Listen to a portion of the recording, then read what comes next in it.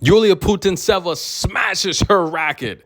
And that was just the beginning, ladies and gentlemen. As always, this video is brought to you via the Doctrine of Fair Use, the Fair Dealing, and the Digital Millennium Mag.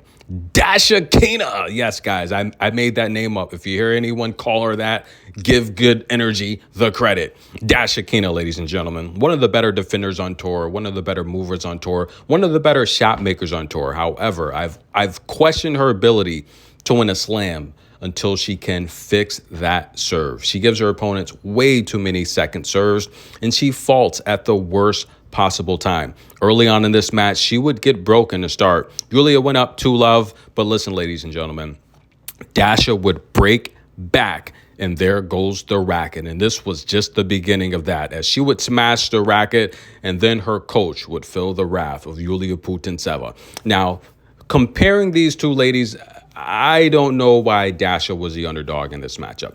Yes, if I'm not mistaken, Yulia owned the head-to-head, but they haven't played recently. In Yulia's style, you have to understand, she's very skilled. She's very tactical.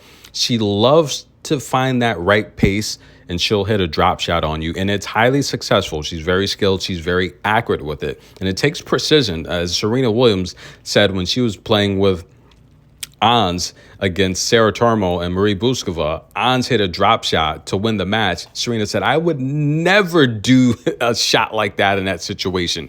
Yulia is very skilled, and under pressure, she can time the ball perfectly and make those shots at a high accuracy. However, here's the problem taking on Daria, and she would complain to her coach later on. In simple terms, she would say that she's opening the court. She's stretching the court wide. That's right. Her long, deep forehand. Yulia was just behind the rallies on the back foot this entire match. Once Daria warmed up and she got her serve going, in the first set, Daria actually was down love 30 with the opportunity to serve it out in the 12th service game. And I say it all the time, Daria has got to improve her serve. Now, we saw last year Coco by far had the worst double fault season I've seen probably ever, right? It was that bad.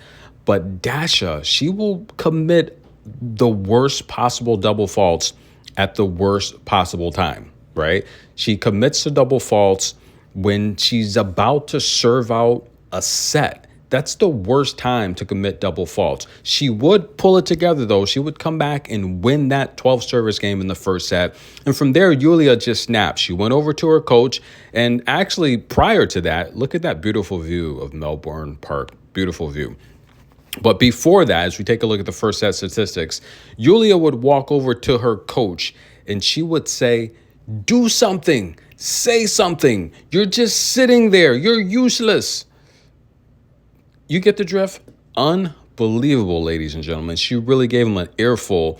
And these players do rely on their coaches to help them through these tough situations, which personally I've said for a while, now that Stefanos is back with Elena Rybakina, I think he's one of the better coaches when it comes to in-match adjustments, right?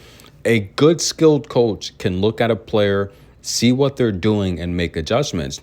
Yulia saw what Daria's doing. We all saw what she was doing. She's stretching the court. She's making Yulia work. Yulia is not this type of player that wants to go 15, 20 shot rallies. She really doesn't. She wants to set up her drop shot early as possible, and she wants to hit winners down the line. If you make her make shots and work, she's going to lose her temper. She's going to get mad, and I don't think she plays well when she's upset. She starts to slam her racket. She's cursing her coach out. Sometimes fans or the umpire can get it. And at one point, now I guess Danielle Collins is rated the worst player on tour in terms of attitude, right? Everyone thinks she's a Karen.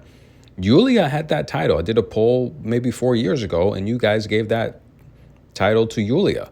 But hey, guys, Daria takes the first set and looks like she's headed towards taking the match. And if you take a look here at these first set statistics, she won the first serve in play. The first serves won. Well, actually, Yulia won the first serves in play. I'm sorry. But Daria won the first serves won, 62% to 59%. Slight edge there, but I think the second serve was really where she made up ground, 69% to 58%. 10 winners to 6. And Yulia's just not... She's not going to outpoint Daria in these rallies. It's just not going to happen. Dasha is a very good shot maker. She's comfortable going 20 shots deep. She's got the footwork. She's got the stamina, the mental toughness to do it. And I think right now, I don't think she's in her best form. I really don't. She doesn't look it. I mean, I've been watching her for years. I think she will get better and stronger each day she's in this tournament. And she's a threat. She is a threat. However, though, as we start to get into these later rounds, if her serve is not on, I don't see how she can upset any of the top tier talent. You know, the Igas, the Elena Rybakinas, the Cocos, the Sabalenkas. I don't see it. Not with her serve. It needs to improve. But again, Yulia looking for coaching.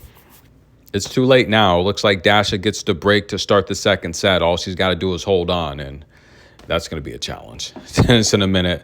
Dasha, the underdog, in control.